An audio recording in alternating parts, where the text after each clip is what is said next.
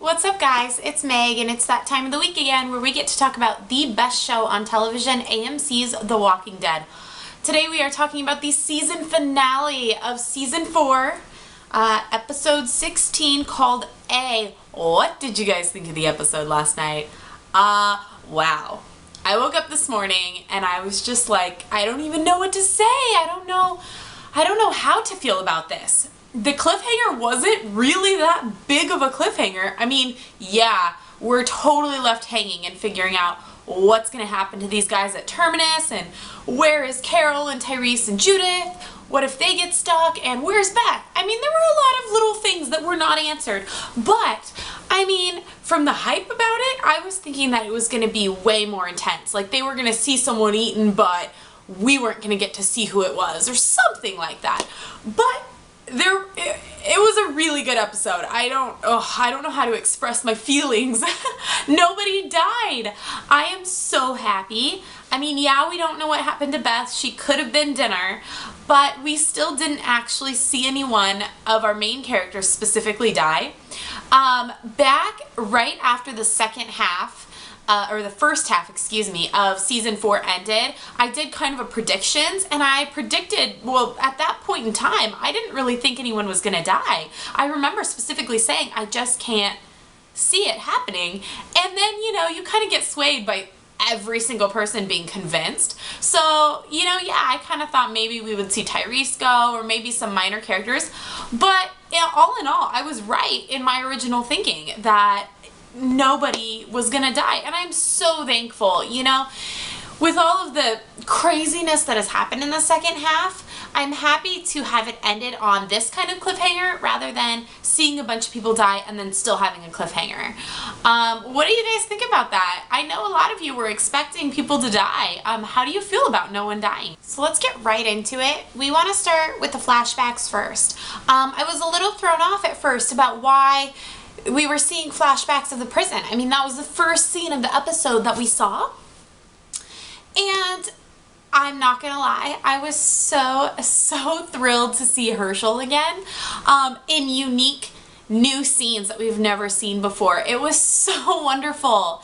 It was almost like a little tribute to him and his wisdom, and we got to see him one last time and hear how he swayed Rick into becoming a farmer. It was beautiful. It really was. I'm getting emotional just thinking about it. But I was so happy to see Herschel again. But really, the flashbacks really had a purpose. At first, you don't quite realize why they're throwing them in. It kind of seems like filler. But by the end of the episode, you realize that these flashbacks are kind of showing how Rick has done a complete 360, I guess you could say. He started out, you know, a brutal, and I guess we're going to be using that word a lot in this review, but he started out a brutal person. You know, he had to make tough decisions in getting to the prison and being at the prison, and, you know, fighting off the governor the first time, and, you know, now they have this peaceful situation, but he's still on edge, and his child, Carl, had just shot a boy in the face for no reason. I mean, he thought he had a reason, and, you know, but when he realized that the boy was going to surrender, he shot the boy in his face. And essentially, Carl, you know, we see that he has sort of lost his humanity at that point, you know, at the end of season 3. We see that he is a different person. He's not a child anymore. He thinks he's an adult, but he's got his mentality and his way of thinking is so far gone for a child, you know, and Rick kind of knows that, and he sees it, but he hasn't quite come to terms with it, that he needs to get Carl back to his childlike self again. And we see these scenes where Herschel is trying to convince Rick to let it go, let other people do the supply runs, focus on this. This needs to be done. You know, we're not always going to have canned food. We're going to hopefully be here for a very long time. You need to learn this, and you need to teach your son this. And he's kind of, you know, he's not flat out saying, Rick, you're losing it. You know, Carl's losing it. You need to focus on something else. But he's in his own unique Herschel way, his wisdom, helping Rick to become a different person, to let go of that brutality that he has had since, you know, season 2, really. To let it go. And then at the beginning of season 4, we see that Rick has, you know, he's a different person. He throws his gun away. He doesn't throw it away, you know, but he's put it aside. Carl hasn't had a gun. Carl doesn't wear his hat anymore. They are farmers. They have embraced this chill lifestyle, and they're letting everyone else do the bad stuff, like killing walkers and going out on runs and stuff, and they've embraced this new way of thinking and way of living. And these flashbacks are kind of showing us how Rick let go of that originally and became this calm, you know, farmer type person. And then in the second half of season 4, we see, you know, from the point where Herschel died, we see this change in Rick. And it's very slow, you know, you don't quite realize that it's happening, and he seems just kind of like a weak guy. You know, the governor kicks his ass, and he, you know, I don't know, lots of stuff has happened. But he's still kind of trying to hold on to that old self, the farmer Rick. And by the end of this season finale, he has lost it. He is more brutal, more lethal than he's ever been before. And these flashbacks were really vital in letting us see just how far Rick has come and just how far gone he really is now. But I love him like this. I really do. He is the kind of person that is going to survive all of this stuff, all of this bad stuff. He is the leader that they need right now to get out of the situation that they're in. Okay, I'm rambling.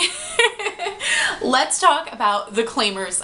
We knew this was going to happen. We knew there was going to be a confrontation between Rick, Carl, and Michonne and Joe's group of claimers, as we have now named them. We knew that this was going to happen this episode from the New Zealand promo, and I guess in the Philippines promo.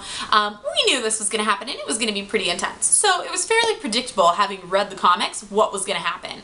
But as always, bringing the comics to life on the television is amazing, and The Walking Dead, they never fail to freak you out and to amaze you at their skills. It was just so great to see it brought straight from the comics, see Rick be so crazy and seeing him just lose it and tear the guy's neck out. It was incredible. And Andrew Lincoln did an amazing job with that scene. I mean, I can imagine just reading the script and being like, okay, and now I'm in a bear hug and I have to rip this guy's throat out. You know, how do you even begin to wrap your brain around acting that out? And he just did such an amazing job where you really believe it, you know, that this is a new Rick that we have never seen before. And he does an excellent job at saving his group. You know, so let's start at the beginning. You know, Carl is apparently asleep in the car. Michonne and Rick are having a conversation around the fire, and they're kind of like, this is nice, you know? And all of a sudden, out of nowhere, there's a gun to his head, and it is Joe's group. Now, I feel like Rick and Michonne really let the guard down here. I mean, it's not that hard to hear someone approaching you. And I mean, I guess I can understand, because I think Joe's group, they're kind of a lot like Daryl. They're trackers, you know, they tracked Carl and Rick and Michonne all this way. So I can kind of see how they can be quiet and move around, you know, quietly. But Rick, come on. You guys hear all the little walker noises. Why did you not hear this? Anyways, so the gun is to his head. Daryl is nowhere to be seen at this point, and Joe starts counting down. Like, he's pretty much just going to execute Rick on the spot. And Daryl comes up and is trying to be this voice of reason, and Joe's not having it, and Joe instructs everyone to beat Daryl all the way. So at that point, I'm literally thinking, hearing Daryl get beat on the ground and, you know, seeing everything that's happening, and it's dark, you know, but seeing Carl about to get taken advantage of by this creepy guy. It's a pretty intense moment. I thought maybe Daryl isn't going to make it at this point, you know, because Daryl wasn't in the comics, so I really didn't know what to expect. But then everything happened so quickly. Rick just makes a decision here where this can't happen. He sees his son nearly getting raped by this guy, and it is just that moment where he is like, nope, this is not going to happen, and he's got to take back control. He makes a really daring move, headbutts Joe, and the gun goes off, nearly getting him. And then, oh, my dogs are running back and forth, sorry, I got distracted. And then you see him, you know, all of this is happening all at once, and you see him tear Joe's neck out, and Joe is bleeding out. Then you see him, everyone else is dead, you know, Daryl finally got the upper hand, Michonne jumps in, I think Michonne jumps in. It was really dark on my television, I couldn't really quite see everything going on. But Michonne jumps in, and Daryl jumps in, and they get the upper hand, and the only man left standing is the guy who tried to rape Carl. And he kind of sees what Rick has just done, and he literally just drops, you know, lets Carl go, drops his knife and backs away, and Rick says, he's mine. And he just goes at it, stabs him repeatedly, pretty much guts him. We don't see just how far it goes, but we can hear it.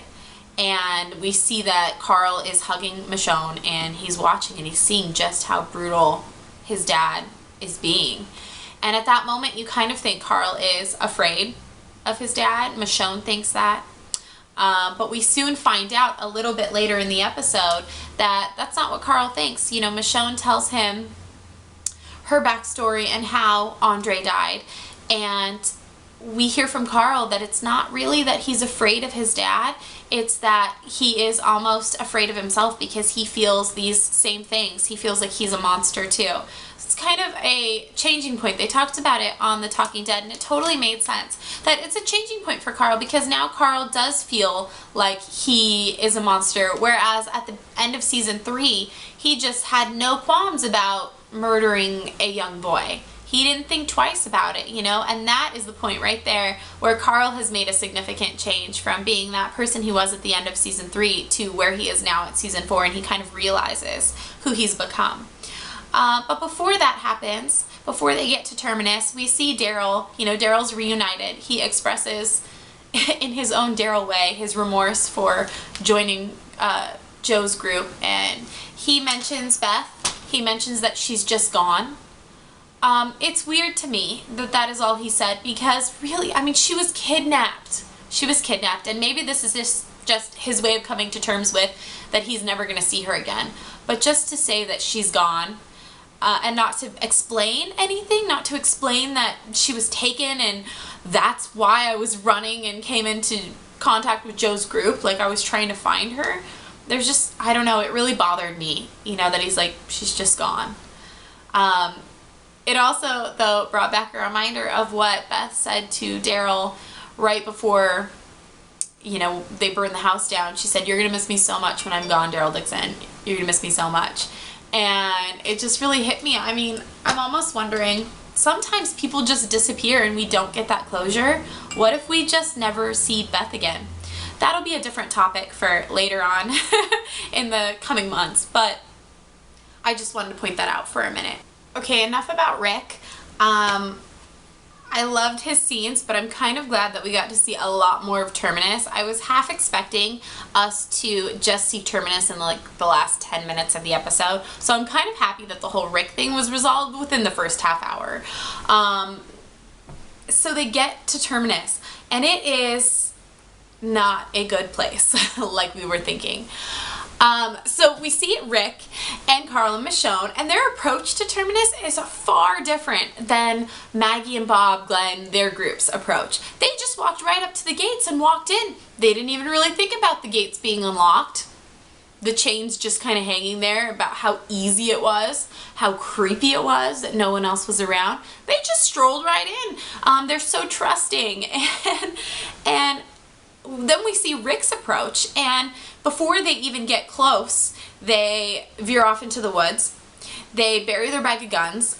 We see the Michonne and Carl conversation, and then they decide to kind of fan out, check the perimeter, and then they jump the fence. Now at this point we're thinking this is a great idea, because you can't trust anything. And Rick, this is the cop in Rick coming out, I think. The fact that he was the sheriff, you know, he was a sheriff, right? Anyways, this is the fact that he does have this training. Even though he was a small town cop, he still has this training to be cautious in all these situations. And he just went through what he went through with the claimers the night before. He's seen Woodbury for what it really is. Woodbury seemed like an amazing, awesome town, and yet there was a very dark side to it. So he knows not to trust anything, and I so badly wish that Glenn and Maggie's group had thought of that too. I mean, you know, Eugene, he's a pretty smart guy. He might be a nerd, he might not be really who he says he is, but he's a fairly smart guy. I feel like he should have smelled a trap from the point that they got there. But they didn't, and they are nowhere to be seen when Rick approaches. So they kind of go in this back door, and they see the room where the broadcast is coming from. This was a pretty awesome scene for me. You can kind of get the scope of their operation here. They walk into this room, there's a lady sitting there reading the radio broadcast. So they're actively broadcasting, continuously trying to get people to come here. Now, it took me a second time in watching this, but on the tables behind them, you kind of see the tables set up. There are maps of how to get to Terminus. And there are people making new maps, and that's essentially what they're doing. We see a poster kind of hanging off to the side that is the poster that we saw on the train car that says "Community for all, those who arrive survive." So we see that they are actively making posters trying to draw people in. Like I said, I didn't catch this the first time, but the second time watching it, I did. So at first you're kind of like, oh, okay, this is okay, maybe. You don't really let your guard down, but okay, they seem nice enough. They asked them to lay down their weapons, but then they gave their weapons back. So again, you're kind of like, okay, they just wanted to see what we have, you know. They might be okay. And so Gareth tells them, the other man, to lead them outside, you know, show them the real way that people enter Terminus. And they walk outside, and Rick is kind of talking to them. I forget what he says, but Michonne is asking some questions, and she says, why do you let people in? Why do you keep letting people come here? I mean, obviously, if you continue to let people come in, there's a lot less food and a lot more people. So it doesn't necessarily seem right to just continually let groups of people come. And I think she's a little bit like, just curious, you know, I don't think she's suspicious at this point. And then it's what the guy says. Was Gareth standing there? I feel like it was Gareth that said this, but whoever said it was, when people become a part of us, it makes us stronger. Did any of you catch the cannibal reference there? When people become a part of us, we become stronger. Yeah, from all the protein. I caught that right away. And then he said something else like, I had to look at my paper, we need people in order to survive. Something along those lines. So again, it was kind of like, well, yeah, you need people because you're going to eat them because you have a ton of people here that we haven't seen yet. Yeah, I have no other thoughts except these guys are the hunters, but their operation is huge. And we see that in a minute. So Rick is standing there, once again told to, they tell Mary to make them a plate. And this just creeps me out because what Mary said to Bob and Sasha's group, where she's like, it looks like you've come a long way, or you've had a long journey. Oh my gosh. My chihuahua is chasing my cat around the room. It's really distracting. She says, it looks like you've had a long journey. Let's get you a plate. And then when Gareth meets them in that room, he says, it looks like you guys have traveled a long way. And then Mary said, you know, and they're like, let's get you guys a plate first. It kind of seems like this is the pattern, you know, they invite the new people in, they get them a plate, and then I'm wondering if not only are they eating other humans, but I'm wondering if they put something in the food that they serve the new people that come that causes them to like pass out, and then they strip them of their clothes and their belongings, and then they throw them in the train car. That was kind of my thought because, you know, it just seems like they wait for like this opportune moment, you know. Why actually feed these people and then let them stay and then all of a sudden turn on them, you know? They have to have a moment where everyone turns on them and takes them hostage. So I'm just wondering about that. But we can talk more about that later in the coming months. So Rick is standing there, and as he's listening to the conversation, he sees the orange backpack. Now this is the same orange backpack that they took from the hitchhiker that was killed on the side of the road that they did not help back in, what was it, season 3. He sees it and he immediately recognizes it, sort of, or he thinks he does, and he looks up and there's someone in riot gear. And then he's kind of like, you can just tell he's kind of like putting 2 and 2 together, and then he sees the poncho, and then he literally sees a man dressed in Bob's clothes. I think it was the guy that was talking, dressed in Bob's outfit. It's Bob's pants and his shirt, and I didn't catch it at first, but I caught it the second time. I was like, oh my gosh. And he had Herschel's pocket watch, and all hell breaks loose. Now, it was so shocking to me realizing that all of these people were wearing their friends' clothes. There were a lot of comments going around before the finale aired about how people thought Mary was wearing Beth's sweater, and it really didn't seem like it. You know, I think a lot of times you're like digging for clues where there are no clues to be found. I looked at the picture of Mary's sweater and her undershirt, and none of it really looked like it was something that Beth had worn, comparing the two. But everyone was on such, what am I trying to say? They were all on the right track, because this scene blew my mind. I was so convinced now these people aren't going to be wearing their clothes. You know, Mary's not wearing Beth's shirt, that I didn't even think anything of it the second time. I thought, yeah, it's suspicious that we're not seeing Maggie, Bob, and Glenn and all of them around. They're not just walking around like, hey, there's no reunion. I thought, this is weird. I'm starting to think this is definitely a trap, especially when they're offered a plate again. But you know, I was not expecting them to be completely dressed head to toe in all of their outfits. These people are creepy. I mean, really creepy. Just the fact that, no, we don't really know the time frame between Rick arriving at Terminus and Maggie and Glenn arriving at Terminus. We don't know how many days it's been. The time frame sort of seems like it is, you know, a day later, or maybe even the same day. It just seems weird that these people would all of a sudden be like, I'm gonna put on this poncho. It's been on this woman for like days, weeks. It's probably like all of their clothes are so smelly and everything. It just seems weird that they would just immediately like start dressing in all of their clothes. I don't know. I haven't lived in the apocalypse before, obviously, so maybe your perception changes then. I don't know. But that shocking moment where you realize that everyone is wearing something of their friends, and Rick realized that, it was so crazy. We see Gareth, and then we suddenly realize that there are a lot more people in this place than we realized at first. There's snipers on the roof, and you know, there's nowhere to go from here but to try to escape. So Rick draws his gun, and Carl draws his gun, and Daryl's got his bow and arrow, and he's not doing anything to help because he doesn't have a gun. But they start running, and they're shooting at him, and you think that, at this moment, you think that these people are trying to kill them, are shooting at them, and you suddenly realize that they're being herded. They're herding them towards a specific area of this compound, and the fact that as soon as you realize that, you're like, whoa, this operation is way more controlled, and they've done this before. You know, you know that they have the upper hand here. There are people all over the roof, and there's nowhere to go but where they want you to go. And as they're running, I don't know if you guys saw this or not, it was so brief, I still need to go back and try and pause at this scene, but they were running towards the building A, and they run past kind of this fenced-in area, and on the ground it looked as if there were bloody bits and pieces of, you know, like blood and guts and like the leftovers laid out on the ground. Now you guys should go back and look at that and tell me what you think of that scene, because it happened really fast, but it really looked like it to me, like that was all the leftover bits and pieces. And that only furthers my thinking, or confirms my thinking, that these people are indeed cannibals.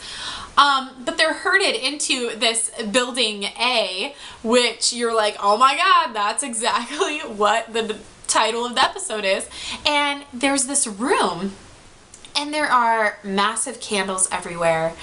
There's writing on the wall. It's almost like a altar, like a worship center, like maybe these people are not just cannibals but also kind of religious in a way. It just seems very weird that there are just so many candles everywhere, and the writing on the wall, what does it say? It said, I have to look here, where is it? It says something like "Never trust again" is written on the wall. "We first always."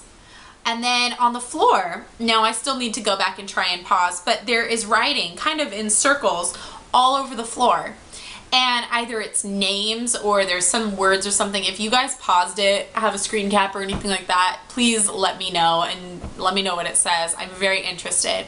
But there's definitely another part to this story. They are not just people who eat other people. There is a bigger aspect to this that we are not aware of yet. And I really think it might be some kind of religious thing. And it's very interesting, when they're in that room, you know they've been herded to this place specifically, and they go to run to one door, and there's a person standing there, and they just shut the door. I mean, there are people everywhere.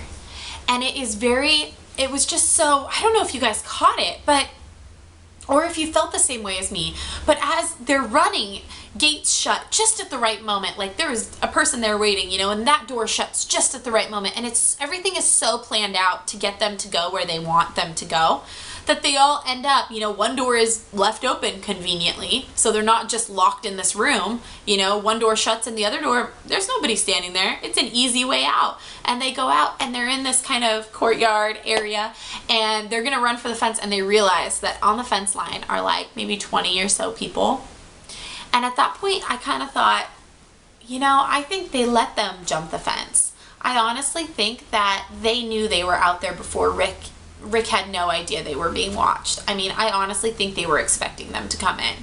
I could be wrong, but just to have that many people along the fence line, and the fact that Gareth in that room was like, "Albert must be watching the fence again," you know, or something. That was such that's a joke, you know? That's just something for him to say to make it look as if, oh, we have this guy that, you know, he doesn't watch the fence very well, whatever. When in reality, they have like so many people out there guarding the fence. Like, they knew they were coming before Rick had even decided to go in.